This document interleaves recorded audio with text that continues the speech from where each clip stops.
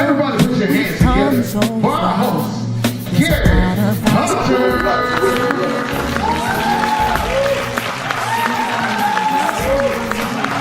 All right, thank you so much for the squilling.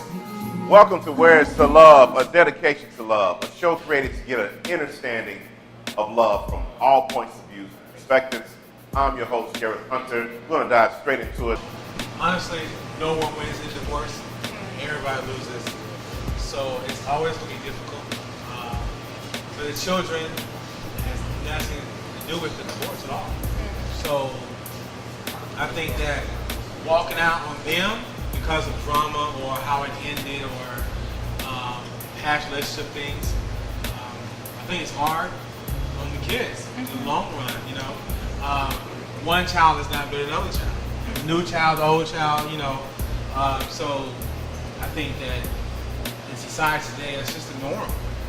It's when you're done with the relationship, you're done with everybody dealing with the relationship, children, you know what I'm saying, in-laws, whatever, and it shouldn't be like that, honestly. So I think it's heartbreaking that society has gotten to the point where it's so easy to walk away from a child. It's just that easy just to walk away like they're not human. And it's just, it's terrible. The word normally is that I hear a lot of single women, especially, saying that they can raise a child by themselves. They don't have to have a father. We try, but it's more of a out of necessity. I don't think that we should choose. For instance, like I said previously, I can teach my son, which I did, how to be a perfect gentleman. The things to do, the things not to do, don't hit girls, all of these things. But when it comes to teaching him how to be a man, I can't teach him how to be a man.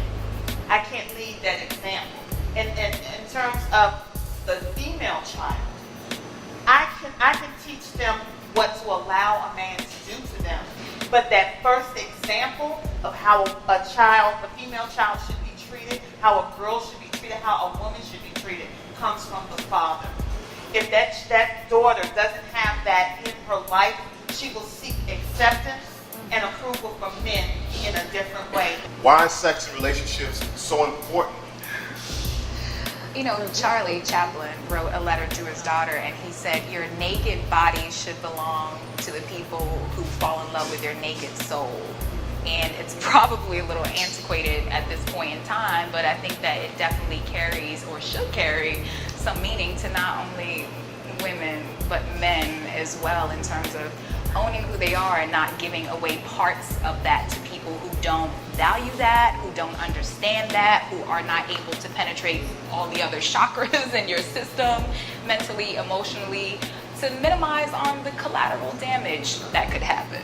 But what if it's just two people in a relationship and they still feel that sexual activity is very important? Why would that be important to them in that relationship and it's not there? What's a test run? You know, you have to test the car before you get married. You got to make sure that cruise control is fully loaded. You some leather seats. You see what I'm saying? Yeah. If you buy something, it's a limit, then what you be stuck with. Eliminate. If we see how that guy this ain't Beyonce. Yeah. You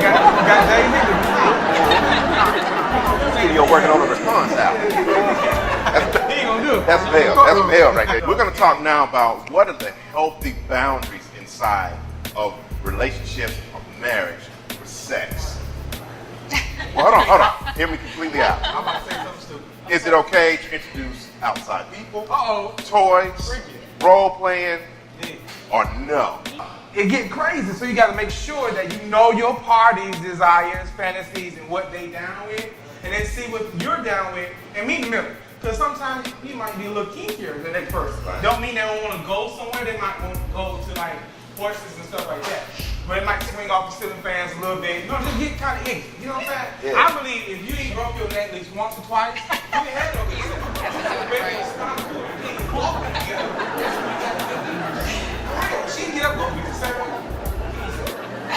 That's true. Be yourself. As long as she's there with you doing it, Uh-huh. I can do it with her. But if she go in the bathroom or call somebody else, that's when you got a problem. What if you, hey, hold on. What would you do? What's What if you try to participate and help out? She said, I got this. Huh? What if you do? She like, I got it. Let me do this. I got I'm this. saying, listen, if you gonna do this in front of me, I'm at least gonna suck on the nipple. We gonna do this together. Teamwork. Sharing and caring. I'm gonna tap dancing. I'm gonna R. Kelly on something. I thought you were gonna pee on him. So you think something like, is there human waste is cool? Human waste is cool, you think? Yeah. Oh my God. As long as two people agree on what is okay, then that's okay. So toys, outside people, whatever you want to do. To each his own. I mean, life is short. Jesus. So what's okay with you though? You're not getting down to it. I want to see what's up with you. I'm trying to get with you. What you want to do? We'll save that for after the show. And today, people, What do you see as a relationship mechanic that is the main reason why it's so important in marriage? Or do you feel that we're wrong for even asking that question? No, sex is definitely a key. That, you know, but like you say, it's multiple keys to a house because you got different kinds of locks, different kinds of doors. It's a key, but it should not be the most important key. And I think people confuse sex with an act, just one phase of it. It's intimacy. Sex is mental. So if you can't make love to my mind, you definitely can't make love to my body because there are components missing. So sex is a whole complete person that you have to take care of. And I think in the panel we were getting so consumed in the lusty aspect of sexualness that we forgot just simple intimacy in a relationship, the holding of the hands, the actually laying each other, the oiling each other up, that gets you to the place of that heightened sexual place. What is your definition of cheating? Cheating is actually being unfaithful, stepping out, not keeping it 100. Okay, when you say stepping out, like you're 100, exactly what does that look like? To me, if it's me and you, and we're in a relationship, and we're that, she don't have nothing to do with us. There should be no other woman that should be catching your attention. There should be no other woman you need to be looking at. There should be nothing. I'm all the woman that you need because I'm gonna give you all that you need. If you feel that I'm not that woman and she got it for you, go get it. So do you think it's most people look at, and correct me if you disagree, most people look at cheating as a sexual situation. But what you describe is not just sex, No, right? it's everything. What's your definition of cheating? Well, we know it's not just sex. It can be anything from my understanding. As a guy, I guess, if we get caught cheating, as long as we're not sleeping with that woman, we feel like we're not cheating technically. And we're going to fight that to the end. But there's this thing called emotional cheating that women hold over us that we have to comply by. I mean, we just have to face it. We don't feel that. Because if you blame me for cheating and I didn't have sex with this woman, I'm defensive and now we're arguing. If I slept with her, you have all the right to argue with me, but I feel I'm not wrong. But if I'm your woman and I'm supposed to, instead of me coming to you as my man and having an intelligent conversation with you and telling you how I feel, but I'm going to this man and getting that comfort, and you find out, you are going to be pissed. Oh, yeah. No ifs, ands, and buts about it. Y'all pride step up. It ain't what you got to go in for. Am I not, y'all, that whole pride thing kicks in. It doesn't just y'all take it more personal because if we lay down with a man, y'all trying to kill everything. We just trying to tear up your stuff. Unless we come kind of crazy. Right. They all want a man that has a good job, good credit, nice home. It's not a lot of guys out there that have that, but that's what all the women want, so he don't have to look very far.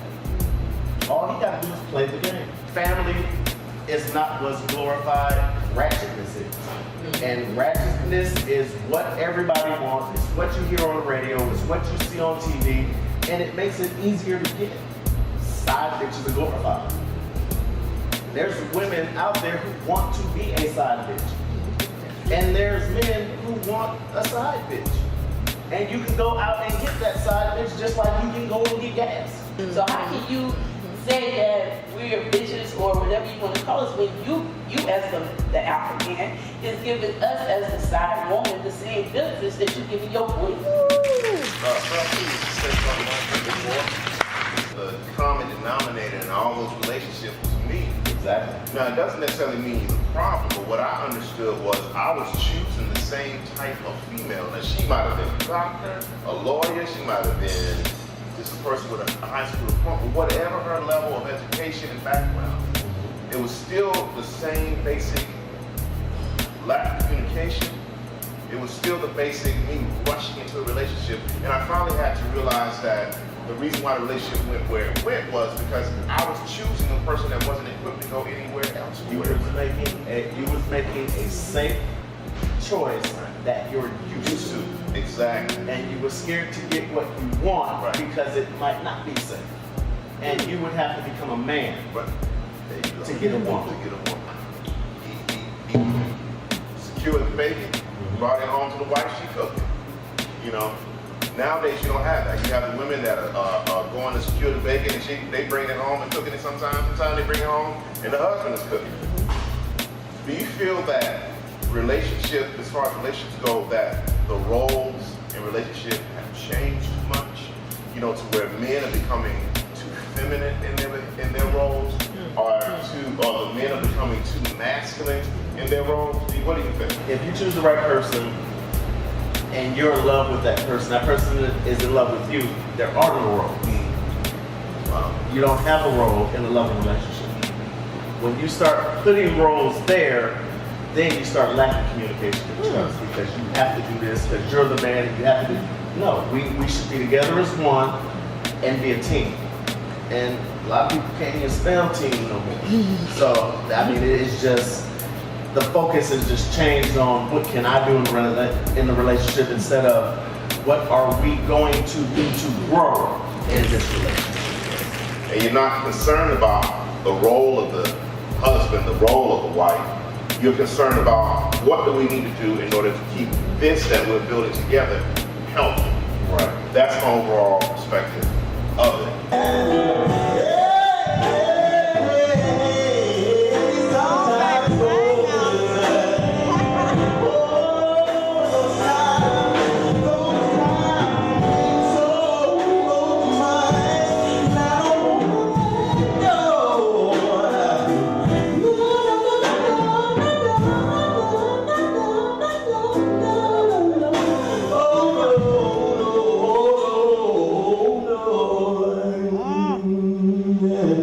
So take these cold hands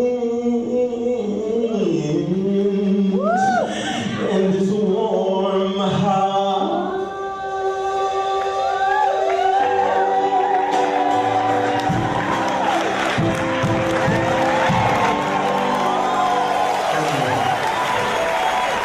And remember, love is an energy. How you choose to use it, negative or positive, so shall it manifest. Be good to each other.